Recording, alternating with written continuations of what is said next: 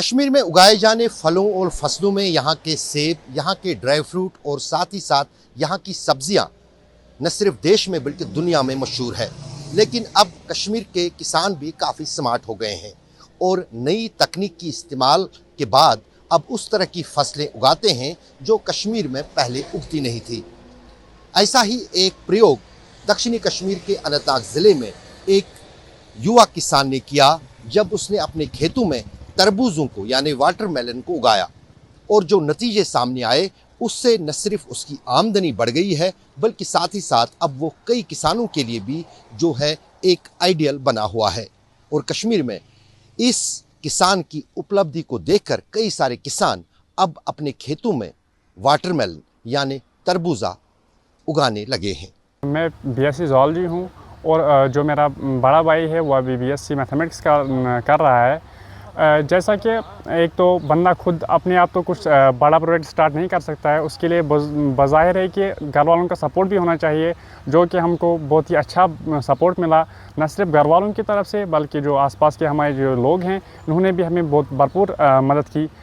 जैसा कि आपको पता ही है कि हमारा जो सेब है वो टेस्ट के ज़रिए से जाना जाता है, वैसा ही हमारा तरबूज भी है, ये भी टेस्ट के ज़रिए जाना जाता है। जैसा कि इस साल हमने पहले तो 10 कनाल में स्टार्ट किया था, अब जब हमें अच्छा खासा मुनाफा मिला तो हमने अब और 2 कनाल में भी यहाँ पे जो फसल लगाई हुई है। जैसा कि जो पिछले हमारे 10 कनाल थे उनमें शुक्र अल्लाह का कि हमें अच्छा खासा मुनाफा मिला, जो बज़रिए के 180 क्विंटल से ऊपर हमारी यील्ड रही।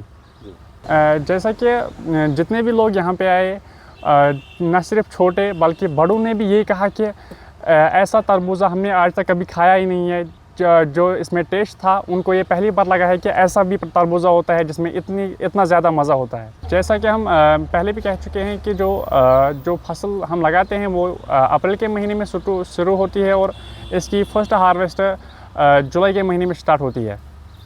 हमारे खेत में बहुत सारी सब्जियां भी काश्त होती है, जैसे कि कुकम्बर है, ये बोटल गार्ड है और जुकनी है। इसके अलावा भी बहुत सारी एक्जॉटिक सब्ज़ीज़ हैं, जैसे ब्रोकली है, कैबेज है, कालीफ्लावर है, ये भी हम अपने खेत में बनाते हैं। शुक्र अल्लाह का कि मार्केट भी अच्छा खासा रहता है।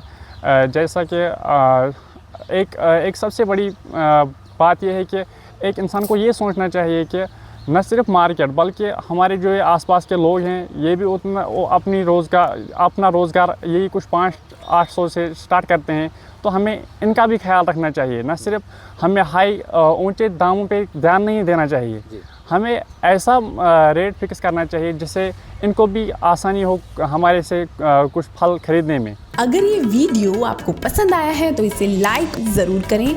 अगर चैनल अभी तक सब्सक्राइब नहीं किया है तो कर लें और नोटिफिकेशन पाने के लिए बेल आइकन भी दबा दें।